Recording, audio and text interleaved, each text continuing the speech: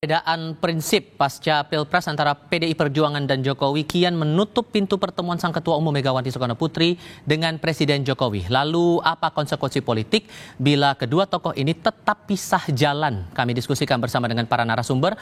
Bergabung saat ini Kepala Departemen Politik CSIS Arya Fernandes dan Direktur Eksekutif Indo Barometer Muhammad Kodari. Kami juga masih akan berupaya menghubungi dari pihak PDI Perjuangan untuk ikut berdiskusi bersama kami kali ini. Selamat sore semuanya, apa kabar? Selamat sore, Tifal. Terima kasih seluruhnya sudah hadir bersama kami kali ini. Mas Kodari, saya ke Anda dulu. Merespon pernyataan dari Mas Hasto yang menyebut bahwa hanya akan bertemu bagi mereka yang punya kepentingan yang sama untuk kepentingan bangsa. Ini Anda menangkapnya bahwa sudah jelas bahwa tidak ada kemungkinan untuk pertemuan Jokowi Megawati ini?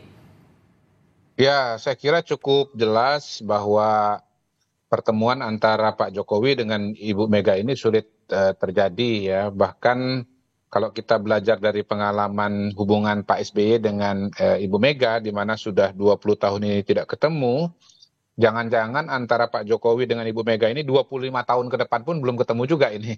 Karena perbedaan pandangan politik dan langkah-langkah politik pada tahun 2024 yang cukup dalam ya, baik mengenai siapa calon presiden, siapa calon wakil presiden, kemudian dinamika kampanye dan seterusnya. Saya kira hal-hal tersebut bisa tercermin dari sikap dan pandangan Ibu Mega, baik yang kita lihat dari pernyataan Mas Hasto sebagai garda depannya Ibu Mega, maupun menurut saya yang sangat menarik adalah tulisan di Harian Kompas pada tanggal sekian-sekian ya, yang menunjukkan secara langsung pandangan pribadi dan sikap Ibu Megawati terhadap Pilpres dan Pak Jokowi. Dan hemat saya perbedaan itu kelihatannya setidaknya di mata Ibu Mega sudah sangat-sangat mendalam dan mendasar dan sangat-sangat serius, sehingga ya Bu Mega nggak mau ketemu gitu. Dan mungkin saya tambahkan di sini, Mas Hasto sudah keluar juga pernyataan dengan bahwa Pak Jokowi ketemu dengan ranting PDIP dulu gitu. Dan saya kira itu adalah bentuk penolakan sekaligus juga degradasi terhadap Pak Jokowi, karena Presiden diminta ketemu dengan pengurus pada level camat gitu. Jadi saya kira itu cara Mas Hasto untuk mengatakan betapa sulitnya pertemuan antara Ketua Umum PDIP dengan Jokowi, sehingga ya diminta ketemu dengan level yang paling bawah, yaitu dengan ranting dulu. Oke. Itu saya kira, Bung Tifal. Mas Arya, Anda menangkap juga hal yang sama atau ada hal lain di balik pernyataan Mas Hasto ini, sebatas pada bahwa sudah tidak ada kemungkinan untuk bertemu, atau ada hal lain? Baik, pada titik ini saya sepakat ya bahwa memang cukup sulit mempertemukan antara Ibu Mega dan Pak Jokowi. Memang sudah muncul beberapa tim lobby untuk mencari jalan apakah kedua tokoh ini bisa bertemu. Tapi sepertinya usaha tim lobby untuk melakukan pertemuan itu sepertinya juga susah ya. Karena baik Bu Mega maupun Pak Jokowi itu juga saat ini memiliki dua pandangan yang relatif berbeda ya. Satu ekstrim tertentu gitu ya, dan di sisi yang lain gitu ya. Jadi kondisi tersebut juga menyulitkan karena bagi PDIP sendiri pilihan-pilihan politik yang dilakukan oleh Pak Jokowi selama Pilpres 2024 juga dianggap kurang menguntungkan bagi partai. Sulitnya itu apakah hanya sampai pada putusan MK nanti, atau sampai pelantikan pemerintahan yang baru, atau malah akan berlaku jangka panjang? Untuk saat ini saya kira masih ada harapan sebenarnya di internal itu Kalau tidak bertemu ya, karena di internal sendiri saat ini saya kira ada kelompok-kelompok yang menginginkan rekonsiliasi ya, baik terutama pada Pak Jokowi dan juga bergabung dengan pemerintahan Pak Prabowo. Meskipun ada juga kelompok yang kekeh untuk tidak bisa bertemu ya. Jadi saya kira peluangnya masih terbuka meskipun sangat sulit untuk bertemu gitu ya. Jadi tidak ada, tergantung pada momen kunci seperti apa kalau begitu? Seperti tadi saya sampaikan bahwa dalam perkiraan saya di internal PDI Perjuangan sendiri ada faksi-faksi yang justru juga menginginkan rekonsiliasi ya. Jadi menyelesaikan konflik yang terjadi antara PDIP dengan Pak Jokowi Dan juga ada faksi-faksi yang juga ingin mendorong PDIP untuk bergabung bersama pemerintahan ya. Nah, titik pertemuan itulah yang mungkin akan menjadi pintu masuk untuk bisa PDI bertemu dengan apa namanya dengan Ibu Mega dengan Pak Jokowi gitu. Oke, Mas Kodari, kira-kira adakah peluang dari pembantunya Jokowi untuk berupaya melobi Megawati untuk melakukan pertemuan begitu? Karena kan dilihat ini Mas Hasto terus yang menyampaikan bahwa tampak resisten begitu kalau mengutip pernyataannya Bung Budi Aris Setiadi begitu. Iya, iya. Ya, saya kira kalau bicara Pak Jokowi pada hari ini kelihatannya justru beliau nunggu bola ya.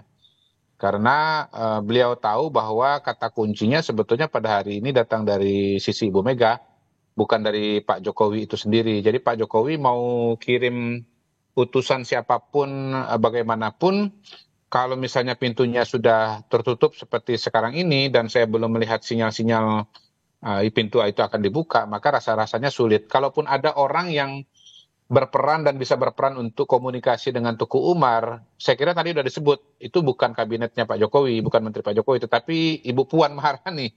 Nah, kalau Mbak Puan yang notabene anaknya Bu Mega tidak bisa membuka pintu itu, ya mau bilang apa? Orang lain pasti sudah tidak bisa gitu. Jadi Mas Kodari? itu Oke. ya Boleh diulang lagi Mas sikap-sikap Kodari? politiknya. Kurang terdengar tadi. Ya, saya kira kalau Mbak Puan nggak bisa, maka bisa kita katakan bahwa sulit berharap kepada orang lain. Dan Oke. sebetulnya pada hari ini kan memang kata kuncinya ada di Ibu Mega. Dan sampai hari ini saya lihat dari pernyataan Mas Hasto, tulisan Ibu Mega sendiri, memang arahnya itu menutup pintu dari Pak Jokowi. Saya nggak tahu ya apakah setelah keputusan MK misalnya akan ada perubahan sikap atau tidak, tetapi saya agak pesimis. Karena perbedaan pandangan politik Pak Jokowi dengan Ibu Mega ini nampaknya dalam sekali di tahun 2024 ini, Tapi sehingga kalau bahkan menurut lebih Anda dalam. kepentingan apa yang coba dikejar oleh Pak Jokowi untuk bisa melakukan rekonsiliasi dengan Bu Mega ini? Sebetulnya saya tidak melihat ada kepentingan yang sangat signifikan ya. Makanya mungkin Pak Jokowi juga cenderung pasif karena beliau kan akan menyelesaikan masa jabatannya. Lain kalau misalnya beliau akan memerintah lagi 5 tahun yang akan datang. Jadi sebetulnya pertanyaan itu lebih relevan diajukan kepada Pak Prabowo. Dan saya kira pada hari ini memang Ibu Mega sebetulnya sedang memainkan catur politiknya dan kartu politiknya dengan cara mau mengatakan mau ketemu dengan Pak Prabowo tapi tanpa Pak Jokowi gitu loh. Dan pada titik ini kemudian kita menjadi dalam tanda kutip ya menebak-nebak langkah apa yang akan diambil oleh Pak Prabowo. Apakah akan menggandeng Pak Jokowi meninggalkan Ibu Mega atau sebaliknya menggandeng Ibu Mega meninggalkan Pak Jokowi ya. Walaupun saya bisa katakan dalam perjalanan politik beberapa waktu terakhir ya, bahkan 5 tahun terakhir ini, memang sebetulnya ya hubungan antara Pak Jokowi dengan Pak Prabowo itu hubungannya real. Baik persamaan pemikiran mengenai Indonesia maju, kecocokan pribadi, apalagi kemudian, ya saya kira tidak mungkin lah Pak Prabowo itu tidak cocok dengan Pak Jokowi kalau tidak melihat potensi Pak Jokowi dan pada sisi Gibran. Begitu. Jadi saya melihat sih kemungkinannya Pak Prabowo akan jalan dengan Pak Jokowi dan karena itu kemungkinan PDI Perjuangan 5 tahun ke depan itu akan ada di luar pemerintahan. Begitu. Oke. Kalau menurut Anda Mas Arya, titik temu antara kedua tokoh ini yang tampaknya belum juga ditemukan, apakah akan mempersulit posisi Prabowo ke depannya? Saya kira Pak Prabowo sekarang ini sebenarnya punya beberapa opsi ya. Eh, Opsi yang pertama itu tetap bersama partai-partai 02 dengan 48 kursi. Opsi itu tentu sangat berisiko dan menurut saya tidak mungkin akan dipilih oleh Pak Prabowo ya karena akan berisiko sekali di DPR. Nah, karena itu berisiko muncullah opsi kedua ya. Opsi kedua itu tentu menggandeng partai koalisi lainnya, bisa Nasdem dan PKB. Kalau itu bisa dilakukan, kalau bisa mendapatkan dua partai itu, tentu dukungan di DPR itu bisa di atas angka 71%. Tapi sebenarnya juga Pak Prabowo juga punya opsi ketiga.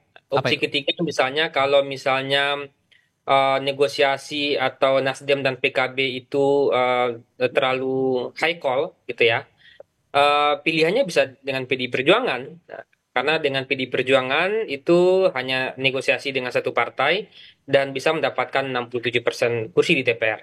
Jadi Pak Prabowo saat ini punya banyak opsi ya, tentu dengan risiko-risiko yang tadi. Opsi pertama hampir kecil dilakukan karena risikonya terlalu besar. Opsi 2 dan 3 saya kira masih terbuka ya. Apakah opsi kedua itu menggandeng PKB dan Nasdem atau opsi ketiga PD Perjuangan? Karena kalau kita lihat presiden-presiden yang terpilih pasca reformasi selalu muncul dengan kekuatan politik yang besar di DPR ya. Misalnya di penghujung Pak Jokowi ini nyaris semua 9 partai di DPR hanya menyisakan PKS yang di luar kabinet gitu ya. Oke, sehingga kemudian kalaupun nanti pertemuan antara Mega dan Jokowi ini tidak terwujud, apakah kemudian akan ada peluang bagi Prabowo untuk meninggalkan Jokowi demi mengamankan masa depan pemerintahannya nanti? Karena kalau kita ingat di parlemen juga PDI Perjuangan masih memegang peran yang cukup signifikan di sini, menang dalam Pileg 2024. Apakah peluang itu akan terjadi atau tidak? Kita akan lanjutkan lagi diskusinya usai jeda berikut ini.